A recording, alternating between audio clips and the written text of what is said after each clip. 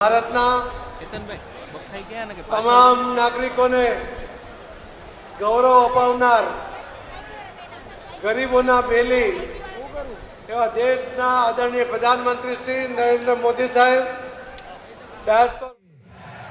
વંદે જય શ્રી રામ. ભારતના તમામ નાગરિકોને ગૌરવ અપાવનાર ગરીબોના બેલી એવા દેશના આદરણીય પ્રધાનમંત્રી શ્રી નરેન્દ્ર મોદી સાહેબ, ડાયસ પર ઉપસ્થિત લોકસભાના ઉમેદવારો અને આગેવાનો અને વિશાળ સંખ્યામાં અહીં ઉપસ્થિત સર્વે ભાઈઓ અને બહેનો, આદરણીય મોદી સાહેબના 10 વર્ષના કેન્દ્ર સરકારના શાસનકાળની અંદર અનેક ઇતિહાસ મોદી સાહેબે રચ્યા છે.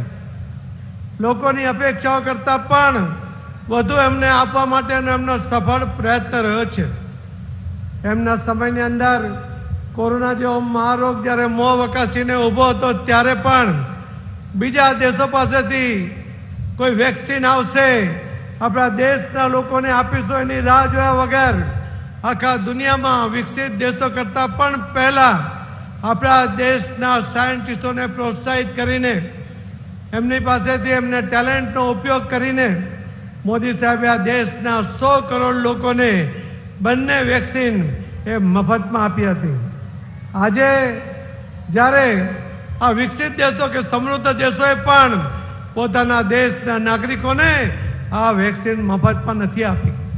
આજ દિન સુધી આપણે માંગવાવાળા હતા, પણ મોદી સાહેબે આપણા દેશના લોકોને આપ્યા ઉપરાંત 100 જેટલા દેશોને પણ એમને આ વેક્સિન આપી હતી. અને કોરોનાના સમયમાં જ્યારે ધંધો રોજગાર બંધ હતો ત્યારથી આજ દિન સુધી અને 2029 સુધી દેશના 80 કરોડ લોકોને મોદી સાહેબે માથાદીઠ 5 કિલો અનાજ, એ પણ સારું અનાજ એ મોદી સાહેબે આપી રહ્યા છે અને આપવાનું વચન પણ એમણે આપ્યું છે.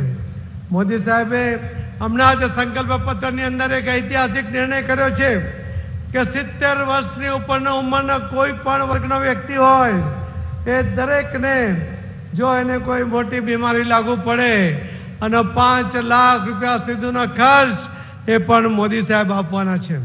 આયુષ્યમાન યોજનાની અંદર 50 કરોડ લોકોને આ લાભ મળ્યો છે.